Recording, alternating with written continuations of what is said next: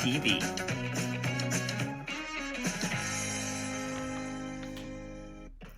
Good morning, good morning, good morning, and thank you for joining us on another episode of the Roundtable Talk Show. It feels amazing to be back, just like a family reunion. I get to meet some new friends, some old friends, some people who have been on the show a million times, and people who have been on the show for their first time. But guess what? We're going to learn about business. That's my passion, business and entrepreneurship.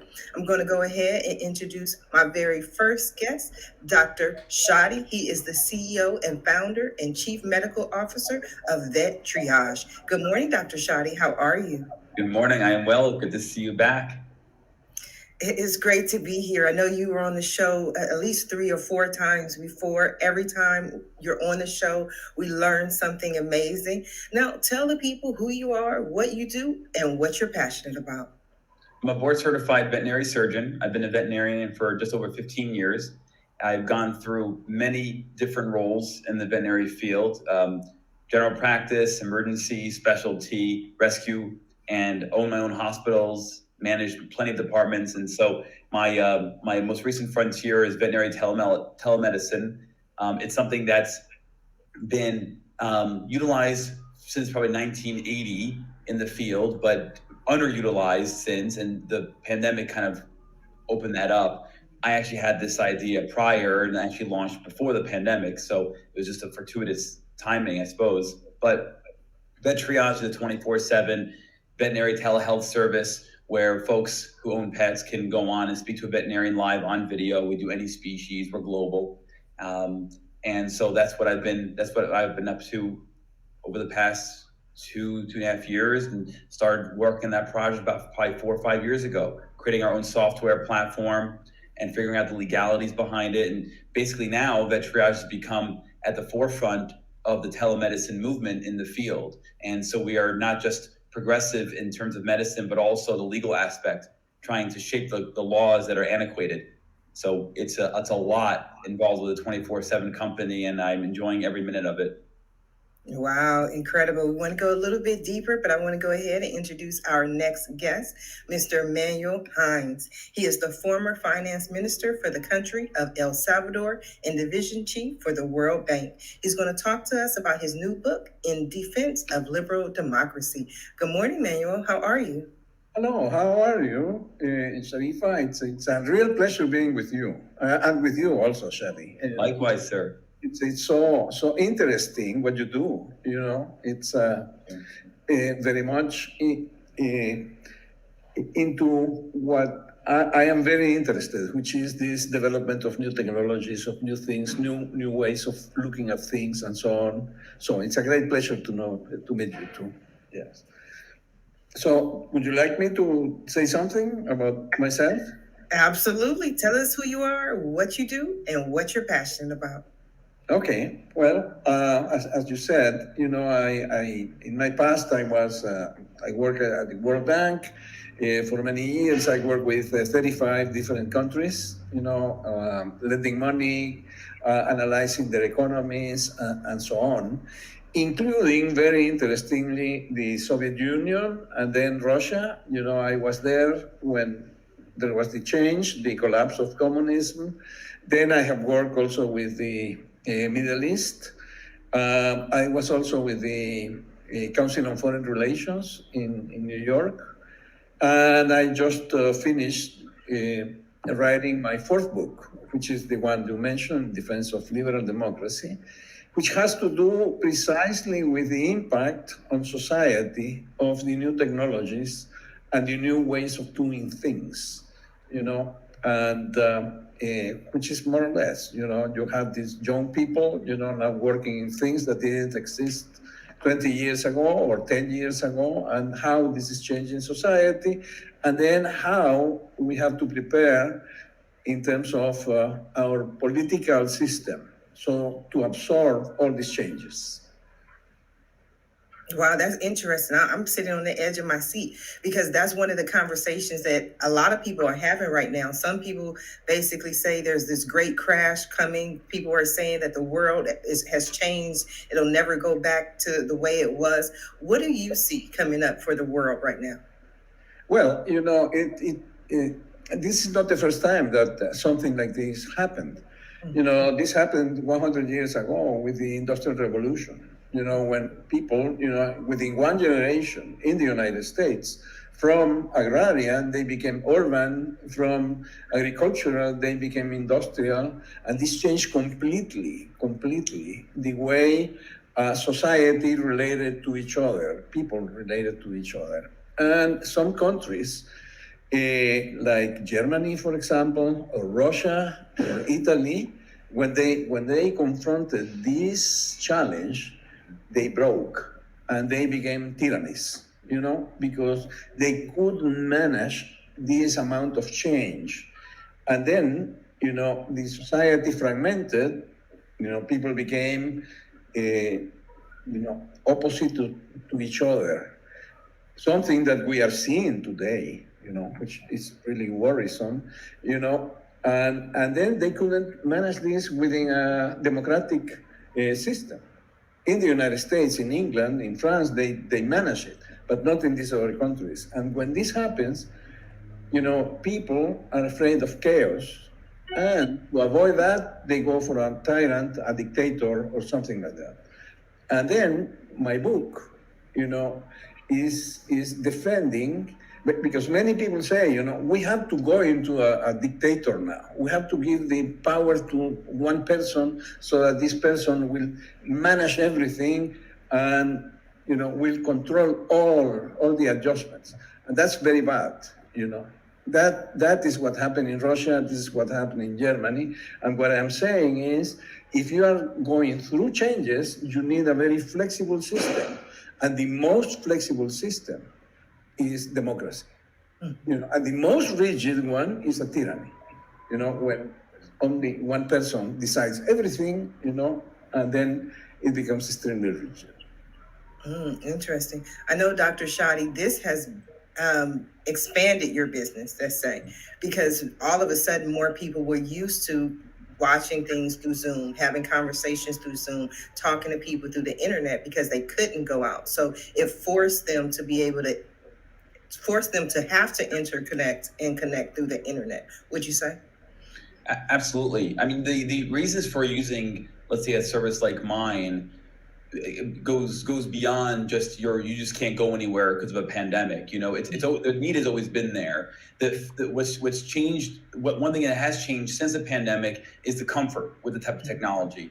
It's normal now. Prior to that, we knew a few people who would use Skype, used it once in a while, and nobody heard of Zoom. And now we're all familiar with the technology, but the need for a service like vet triage was present since people started owning animals. Everything from geographic challenges, financial challenges, your dog's aggressive, your cat is feral, you have a pet that's prone to stress, and so a car ride to a vet is a problem. A variety, folks who can't drive, who don't have a car, who are elderly, etc. So there's many reasons for the use of it. It's just what ended up happening since the pandemic is now words like Zoom and video chat and all this stuff, video conferencing, have become household names, and also telemedicine as well, right? Folks now know what telemedicine is. That's even though it's been around in the human side for decades prior to veterinary medicine and grabbing onto it.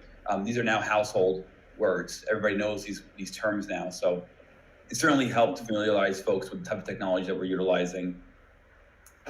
Yes. Now, give us an example of some of the animals or some of the just animals you're able to treat through telehealth. We're up to now, I think, 26, 27 different animal types that we've helped. And this type of service, obviously, there's no hands-on. So you're trying to do the best you can to figure out who you actually have an emergency with your pet, a critical, life-threatening, time-sensitive emergency, or this could be something that we can band-aid in the meantime. The most interesting stories that we have are folks who live in remote areas. So, for example, we had a dog that has a really bad skin infection, let's say. They live in Bethel, Alaska. And then the only available 24/7 hospital is going to be either a ferry ride or a plane ride away. You have to either go to Homer, Alaska or Juneau, Alaska to get veterinary care. The veterinarian in their location flies in 1 week a month. So if you're sick the other 3 weeks, you're out of luck. unless you can set up a plane ride or a boat ride. And what's worse is if you've set up that kind of transit, you can't go with your pet. The vehicle is so small, it's the pilot and then the pet. So that's a very common scenario that we really give people relief on. Our most interesting, I would say, animal interaction was probably a pleco, which is a fish. It's one of those algae suckers that you see in fish tanks. They stick to the glass and they eat the algae. And so a woman was on a video conference call, and the husband had found the pleco, jumped out of the tank, and was on the floor in the living room and thought it was dead. And so he didn't want to upset her. She's in a meeting, so he put the pleco in the garbage. And 5-6 hours later, she comes out of the office, and he said, sorry, the pleco died. And next thing you know, the garbage bag in the trash is moving.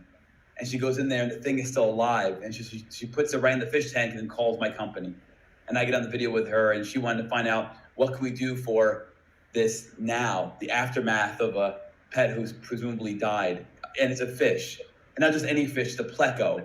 There's no pleco vets, that's not a thing. And so it just the breadth of what we can deal with this type of technology is absolutely amazing. I want to know the end of that story. What did you do with the pleco? So I looked at it on video, and to me, having had that as a pet when I was a child, I was somewhat familiar with what they should look like. And this one had kind of cloudy eyes. And so I figured, well, that's probably a stress-induced response to almost dying or suffocating or whatever it was going through. I don't understand how it survived out of the water for 5+ hours. And so I had to go to my literature, the veterinary literature, and figure out what do cloudy eyes mean in a pleco. And I ended up sending her some literature on that. But basically, my advice was monitor and see what happens. It appears to be functional right now. It's already eating in the fish tank. So just monitor, and we'll look for signs of illness. That's the extent of it. Wow. I would just think that it's difficult to see through a screen certain illnesses or certain ailments. You mentioned the skin. I mean, you can't really see that through the screen. How do you make an adequate diagnosis? You get creative with it. First, I'll say that if you talk to any medical board, they'll say that you cannot make a diagnosis with telemedicine, which I will wholeheartely disagree. There are plenty of cases where you can be fairly certain of a diagnosis. Maybe you can't confirm it because you can't take samples and what have you, but there's almost nothing else this disease could be based on that scenario. So regardless of that whole debate, you get really creative with camera angles, with lighting, have the folks zoom in, zoom out, touch your pet here, palpate this, move this, and so you get fairly creative with it. If I need really high resolution images, and I'll have them text or email me close-ups of the area, and that'll help as well. So we use a combination of tools to try and get as close to an answer as we can. Wow, that's impressive. Man, you have any pets? I do.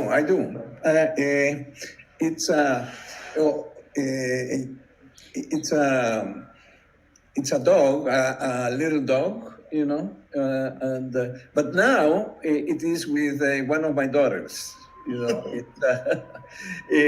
but I really love the pets, and I think that what Shadi is doing is a very good example of how a technology can really help in an area, that was completely virgin. And because as you said, before these technologies, you really had to take a plane or something like that to help your pet and so on. So I think that this is a win-win situation, in any way. Now, the problem is when the same technology can create problems, for other people, like, for example, what we are doing now, people who work from home, which is the same principle, the same technologies and so on. And now, because of COVID, people learn how to work from afar, using new technologies. And this is wonderful. This is very good. This is going to be very, very, you can do surgery, through the internet now and these kind of things.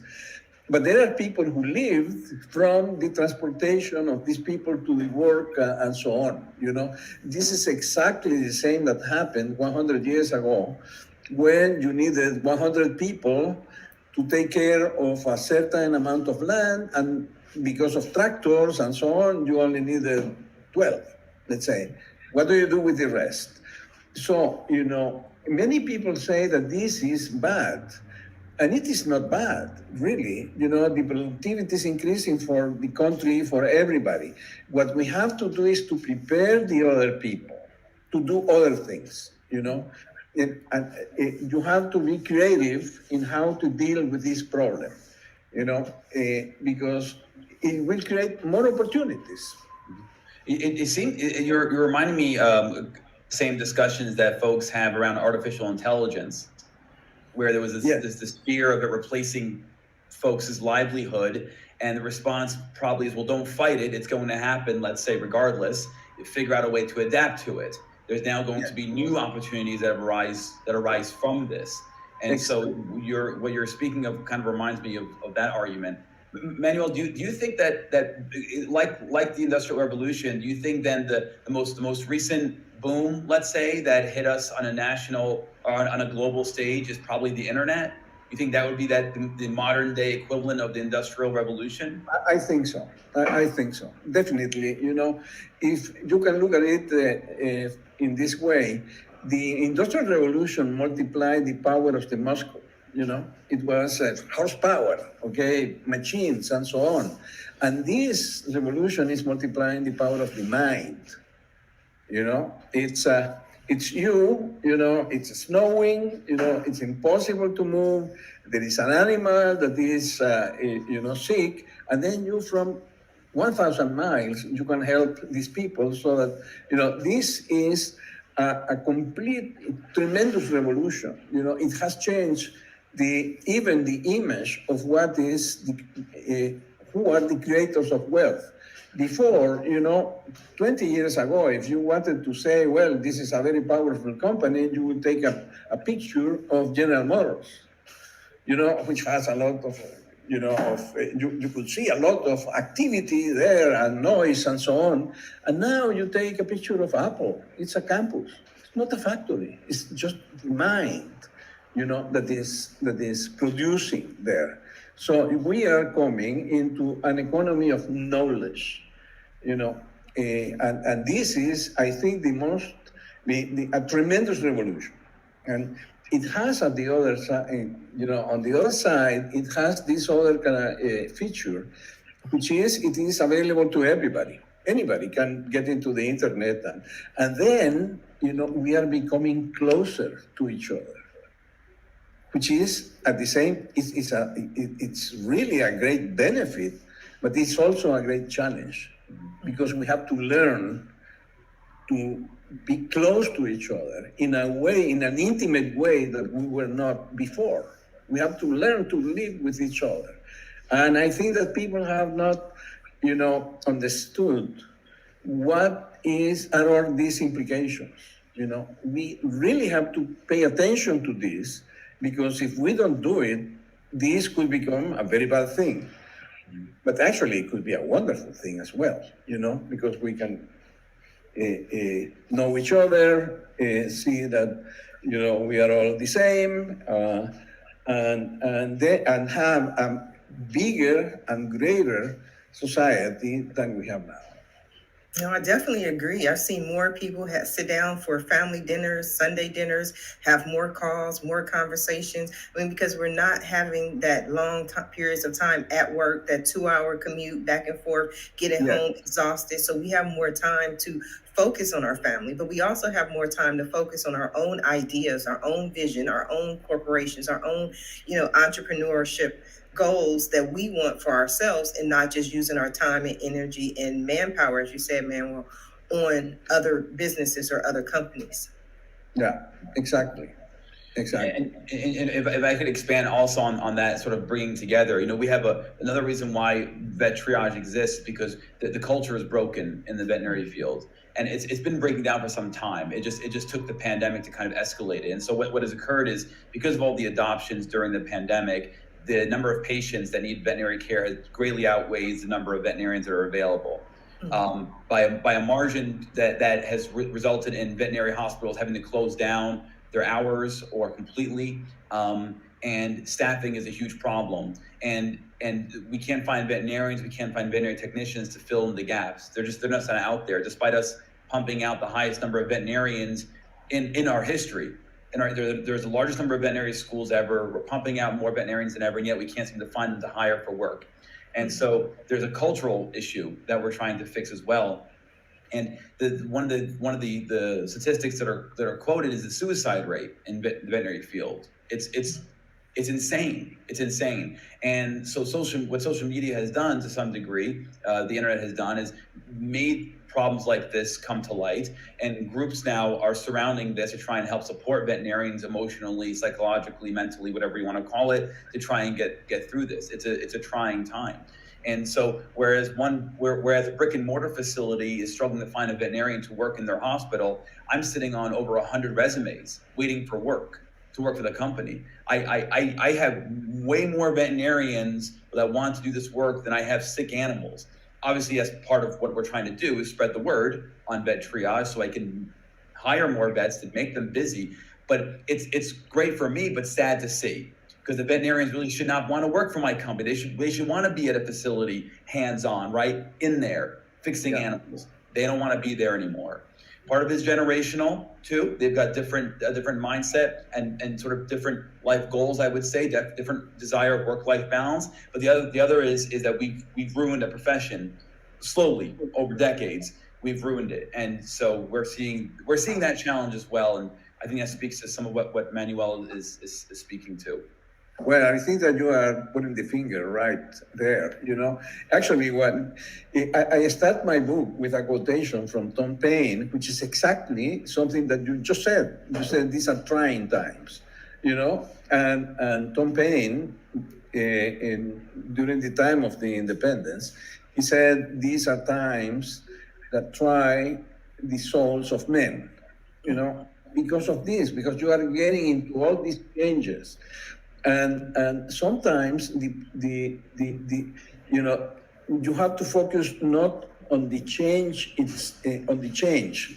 You are changing from this to that. You have to focus on the process of change.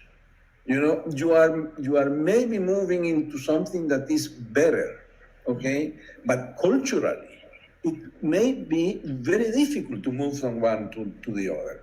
If, for example, you are a professional and your profession disappears because of the new technology. That's a very difficult time, and you have children and your wife and so on.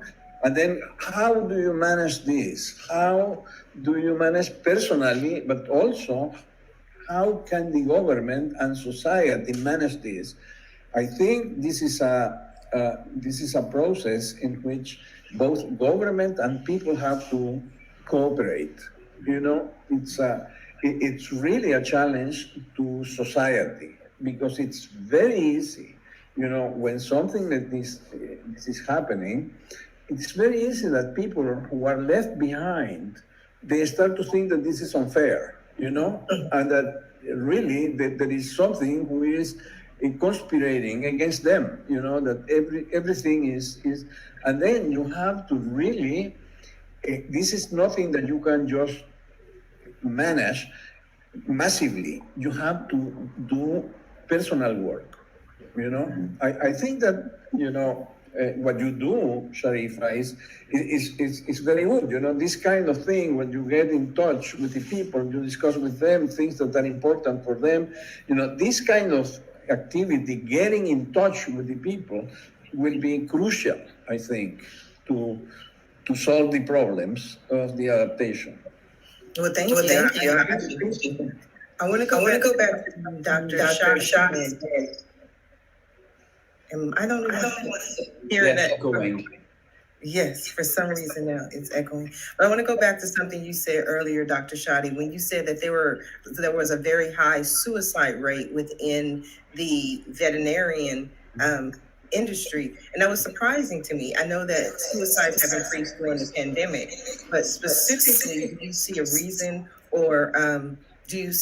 I mean, is it they're unable to find jobs, or they come out of school and there's nowhere for them to go? What do you see as the high suicide rate in veterinarians?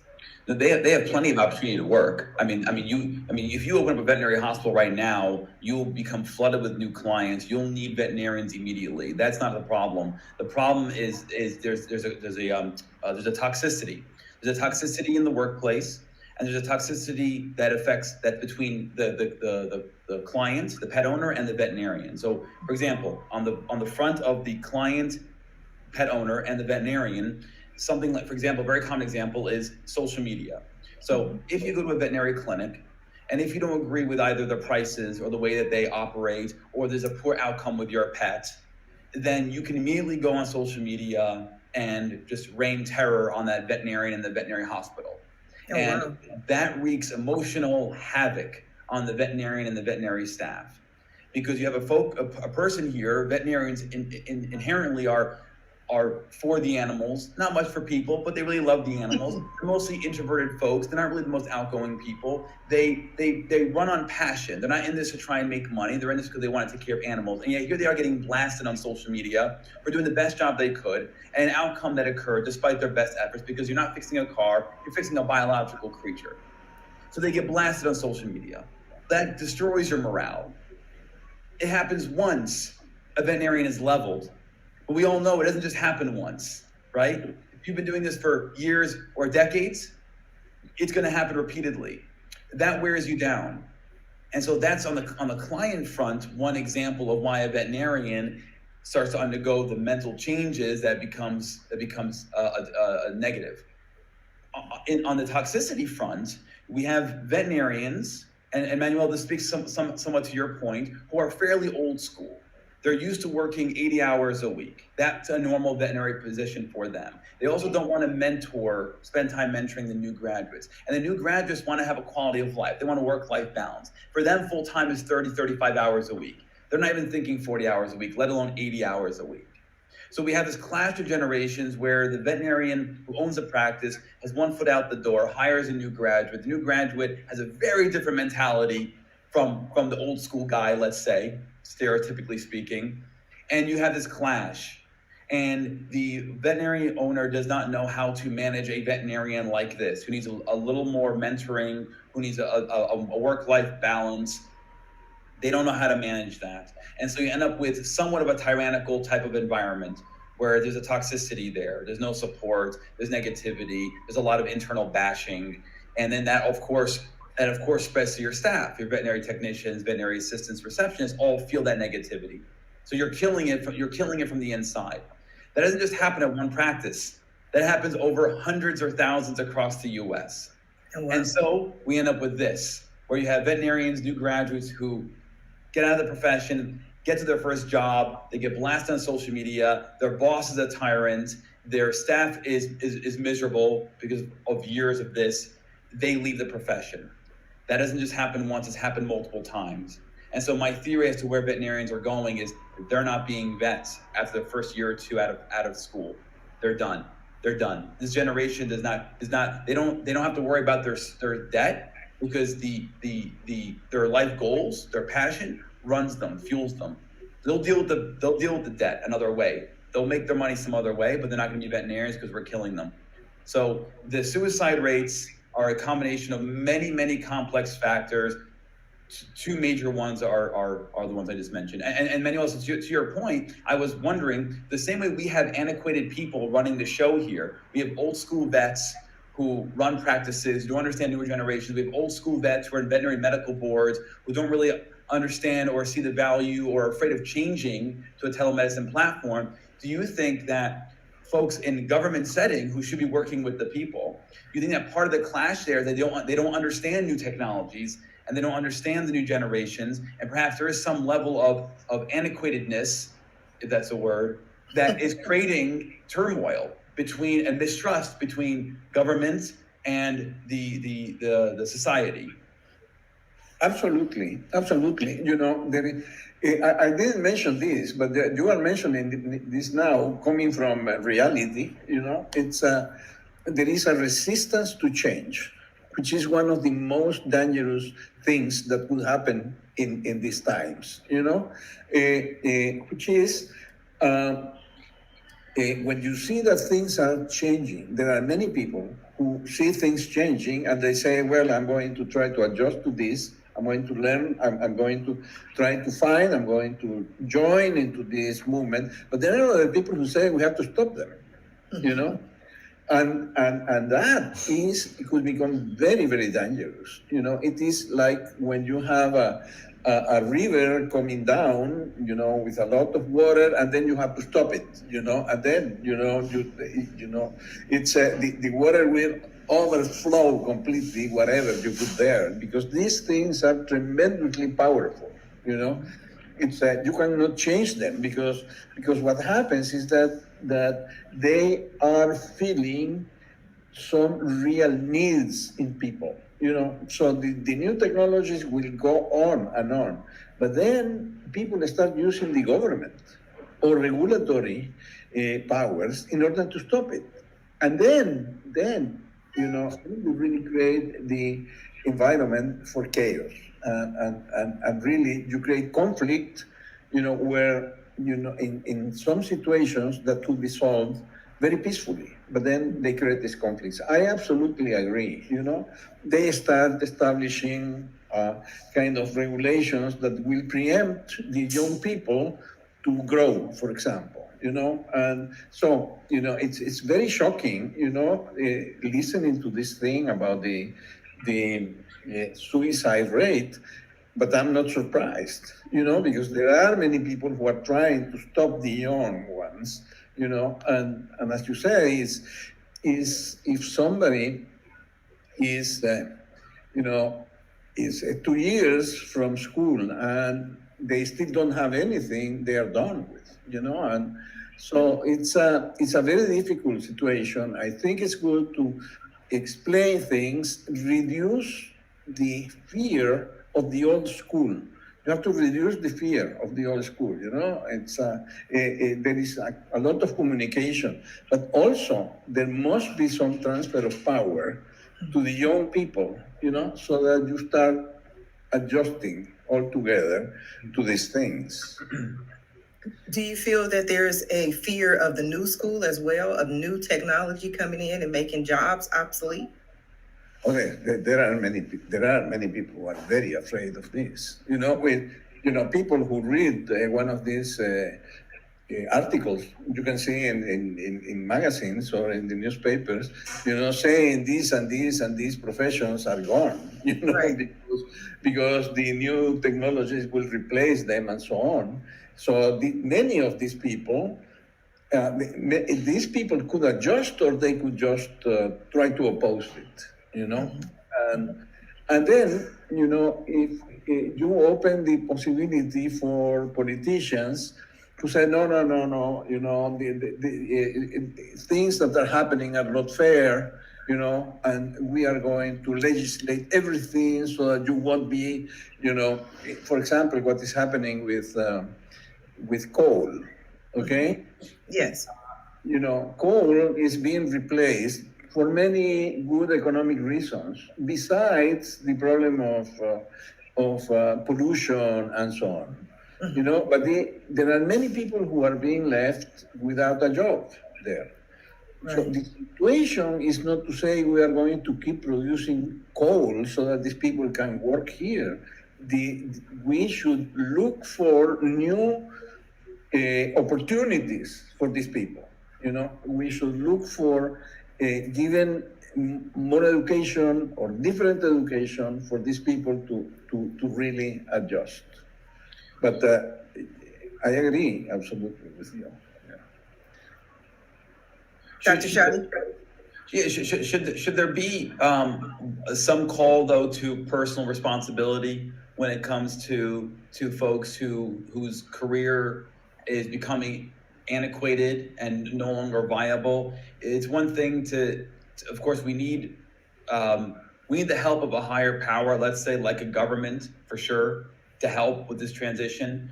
That never moves fast enough, you know? Yeah. So if they're out of touch and it takes forever for them to make changes, but the person whose job is now extinct needs something right now to support Exactly. themselves and their family. So to some degree, shouldn't there be at least some call of personal responsibility for those individuals to say, okay, I'm in a bad position right now. I need a job like tomorrow, and I don't have skills for these jobs. What can I do to remedy this as quickly as possible while the government or whatever power figures things out? Yeah, well, I think that the private sector should help in this as well. You know, it's there are situations in which, you know, the jobs just disappear, you know, from one day to the other to the next. But in many of these cases, you know that this is going to happen. Like, for example, I'm saying the case of coal. You know that coal will go away, you know. You know that, for example, oil, you know, people who work with oil, not now, but eventually demand for them will decline as well. And you can start working with the schools and, you know, with companies so that they can help people to shift from one kind of production to another kind. I think that in some cases in energy, I think that they are doing pretty well, you know. The case that you are presenting is, for example, the people who was left without a job because of COVID. Okay, but these people, you know, they couldn't see it coming, you know, and then suddenly disappeared. And well, many people thought when this thing is reduced, COVID, you know, becomes less and less dangerous, people will come back to work, and they are not coming back to work. You know, it's and you have that the things that you cannot foresee, like for example, what is happening now, the supply chain problems. You know, it's you cannot get the raw materials coming from China or whatever, and then you cannot produce and so on. These are the most difficult cases. I think that, you know, helping these people directly with cash is a good solution. You know, it's the required solution. Of course, the problem is that, you know, in the long run, maybe it is not sustainable, but actually the fire is now, okay? And then you will have to provide. So I think that the things that the government in the United States did were good. You know, these injections of cash to the people. But now, I also think that, you know, providing some programs to provide jobs is also a good idea. You know, many people will be, you know, lifted by this program. Maybe I am a little afraid that it's too big. You know, this new program of investment. It could be too big and it could lead to inflation. You know, but the idea, I think it's a very good idea. Still, there will be many people who will, you know, fall between the cracks. Yes. And I think that this kind of people you cannot help with the government. It has to be, you know, the civil society. It should be people, organizations. You know, there must be a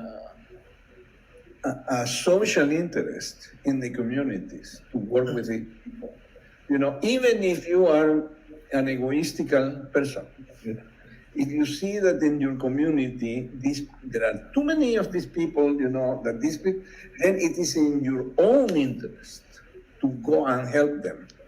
You know, because you don't want to live in a society where, you know, you see this separation. This separation is always very bad. It's always very bad.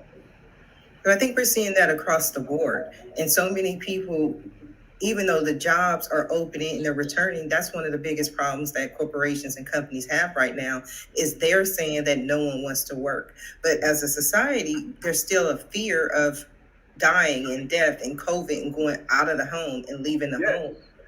Yes, yes, yes. You are between a rock and a hard place, you Right. know. And you have to understand that from the point of view of the government and from the point of view of the civil society, and try to help into this, in this. You know, it's in the old times, in the, let's say in the Middle Ages, you had this, it was a priests and religious people who manage this kind of charity, let's say. You know, there was a home where you could go if you didn't have anything to eat, and so on. And this happened also during the Great Depression. You know, Right.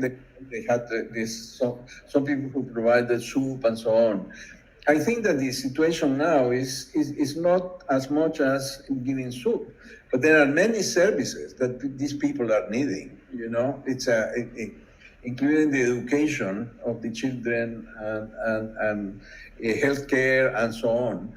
So I think that for this you will need a lot of private sector foundations, you know, going into this. I'm sure that this can be done in the United States. But first, you have to pay attention to the problems. You know, it is like the one you were mentioning. Okay, I didn't know about the veterinarians with this particular problem. You know, but if people know about that, then mobilize not just the government but also the civil society to help into this, because it has to be very case by case when we are talking about the people falling into the cracks. Right. You almost you need leaders in the field who know a field very, very well, to have a vision, to be able to see what's coming and how to help people in that field be able to evolve. So this reminds me of a story. Simon Sinek, is a speaker on YouTube. He's fairly popular, and he'll speak about the workplace, and he's very, very smart, very intelligent man. And he said a story early on in the pandemic. There was a pizzeria, and of course the pandemic shut down restaurants. You know? Right. And so that the owner of that pizzeria thought, well, I have all these employees and I have this oven. What can we do? We need to stay alive. And so they decided to use that oven to make masks. They started making masks. And now what happens? That owner has now two businesses. Right. Eventually, pandemic is going to be over. They're going to have a pizzeria, and now they know how to make masks too. And so that kind of innovation, that sort of vision, is a requirement. So I know my profession very well. I know the veterinary field. I know where we're going to be 10 years from now. I already know. If things play out the way they should play out, I know what the future veterinary clinic is going to look like, and where telemedicine is going to play a role, and how the emergency hospital and the rescue organizations and the general practitioners are all going to relate to each other. I can see what's going to happen. And so pending any catastrophes, I know where this is going to go. If you have somebody who's an expert in the coal field or other fields that are in danger, where are those leaders? Yeah. They should be creating a vision to move things forward. If you lift up the community, if you lift everybody up, everybody wins. Exactly. Exactly. That's absolutely the case. But you need two things. One is the attitude, because for many years, things were going fine. Okay, no, there were no, these innovations were always good in the sense that they were, extending the power of the muscle. They were more or less the same thing every day. But then, then people forgot the value of the community. That's what I agree. Ooh, yes. So, people forgot that, and then now people are trying to figure out what is the American dream. Right. And many people think that the American dream is a lot of money, that you are going to make a lot of money, but that's not the American dream. The American dream was the community.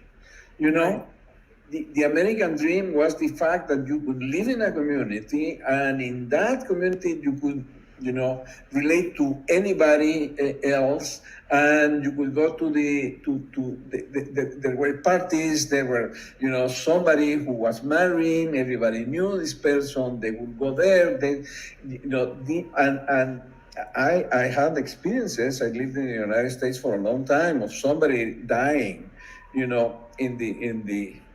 the same block, and then everybody helping, immediately, and how are you going to educate the children? And we are going to put some money so that the children could keep on going. This kind of communal security and care, this has to be rediscovered, because actually this is the only source of happiness. This is, it is not that money was the end. The end was this. Money was a means to this. Right, but you mentioned the community manual, but Yes. wasn't part of the American dream just simply the home ownership of having the security of knowing that you would be a homeowner and you would be able to provide for your family? I think that's a lot of the fear that's happening right now is Yes, people exactly. can't afford the home to be homeowners, or they can't afford, they're wondering where they're going to get their next meal from. This pandemic has affected a lot of people straight to the core. So it's the community, but it's individual people that make up that community. But the thing is, you have to change, the mentality of all the others. Mhm. So that you have to care for these people, these other people. Today is for you, tomorrow will be for me. That's Right. the kind of a mentality that you have in a good community. Okay, and then people forgot about the community, and there is this idea that if you are in business, you only have to care about the business, and you have to maximize your profits, and that's it. You don't care about the rest of the people. If that kind of mentality will destroy any country, any country. Don't you think that the community aspect of things moved from the street to online? Because you now have communities, they're online and they're massive and they can reach more people across the Exactly. world than what you can reach on a street block, right? And so maybe we have had since the 1990s a huge community.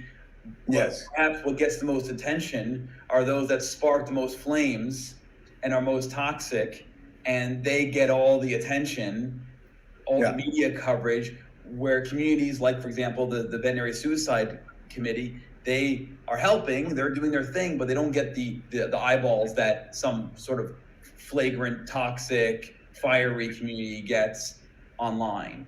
And so perhaps we do have the communities that you're seeking, that you think we need, which I agree with, but it's moved to online. And then what gets the most traction are the ones that maybe are creating more of a divide than bringing people together and lifting people. Yeah. Well, I think that it is initially it is more difficult to create a bonding if you are just electronically together, but that's only initially. That's my experience. After a while, when you are seeing the other person, you start. There is something in your mind that connects with these people. The other people, and then you start having empathy. Yes. For their problems and so on. And now, if you look at this, if you change this attitude, this attitude that I will only work for myself, I don't care what the others do. If they have problems, it's their problems, and then you realize that their problem is also your problem. It's and you internalize it, because it is not true that people don't care about the other people. It's there is a natural instinct to care about the other people. It's Right. in economics, there are many people who say, no, everybody is just self-interest. It is not true. But when you start feeling this empathy, we have to learn how to connect this with, internet and the social media. And we have to rescue the social media from what it is today. Today it has become a means to create conflict, to put one people against the other and so on, when it could be fantastic if you could really do what it can do, which is what it can, which is put people together and extend the community, as you said. It's rather than talking about, what all these kind of terrible things that they put the children, girls, who have problems of feeding problems and so on, and you move this into helping people who are having problems like the suicide in this. This is a community, and now we are talking about your community, but actually it's our community also, because the veterinarians, I could be living, next door to a veterinarian. It's part of my community as well. So I think that the emphasis, we have to make a lot of emphasis of this need to bonding with people, not just because you are happier when you bond with other people, but because of your own interest. You want your children and grandchildren, to live in a society where people care for each other. You really want that. It's and if you look at it from the point of view of economically, you want the country to progress, you want the country to grow, and the more educated and healthier are the people, the more you're going to grow. Before, people said, first we are going to grow, and then we are going to distribute. Then we are going to care for education and so on. Now, since we are living in a knowledge society, since we are living in the age of Apple, in which works with thoughts, in that world, if you don't give education and healthcare to the people, you are not going to produce, period. So, Wow. You have to do it first to produce. I love it. I love it. Yeah. You have to care for the people. I think that's the main message that we took away from today's show. Now we are coming down to the last few minutes of the show. And what I love to do at the end of every show is just simply allow my guests the opportunity to speak directly to the audience, to everyone who is watching the show live, as well as everyone who is watching in the archives, and let them know what you want them to take away from your appearance here today. And we're going to start with you, Dr. Shadi. Thank you so much. It really is great being back. Emmanuel, it's a pleasure meeting you, sir. If you are a practice owner, if you own a veterinary hospital, you manage a facility, whether it's a small GP or a large 24/7 veterinary hospital, contact me. We provide partnerships to help with teletriage for your facility, to help take off the burden from your staff. And what we've seen over our numerous partners now in North America is not only do they have a higher retainment of their current staff, it's easier to hire new graduates, both veterinarians and veterinary technicians. Revenues go up, negative social media posts go down. We see a huge positive influx to your facility by partnering with Vet Triage to help with your triage. And that's a 24/7 operation at no cost to the facility. The pet parent pays Vet Triage. Doesn't cost you anything. We'll set up your landing page, flyers. My point is that those who are leaders in the field, who want to see the field improve, not just locally, not just in your facility, but for many, many years to come, for the profession as a whole, contact Vet Triage. We'll set up partnership with you, and it'll help everybody out who's involved to help improve your practice, not just from a business sense, but perhaps more importantly, culturally. Yes. Thank you, Dr. Shadi. Emmanuel, what would you like to leave the people with today? Well, what I would like to is, I really believe in this. I really believe that we have to, as you said, we have to care for people for all reasons, even for egotistical reasons. We have to care for people. We are people, and we are not going to be happy if we don't do it. So it's my means of reaching people is through my book, my recent book in defense of liberal democracy. I would love if you read it, and that if you really want to go deeper into this message, which is the basic message of the book. So, and actually, I'm taking away from this, having been with two very nice people. I really like you. Thank you. And of course, I think the audience, it must be just like you. Fantastic. Thank you very much. You're so welcome. Thank you. I want to thank you both for being guests on today's episode of the Roundtable Talk Show. And I especially want to thank everyone who tuned in to watch the show live, as well as everyone who is watching in the archives. We definitely appreciate your support, but please go ahead and support our guests. Their information, their links are in the website, in the description. Visit their websites, follow them on social media, reach out to them, send them a message. And when you do, please let them know Sharifah Hardie says hi. Now, if you're interested in more ways that I can help your business, or maybe you want to be a guest on the Roundtable Talk Show, please visit my website at AskSharifah.com. Until tomorrow morning at 8 a.m. Pacific, everyone have a safe and a blessed day. Bye now.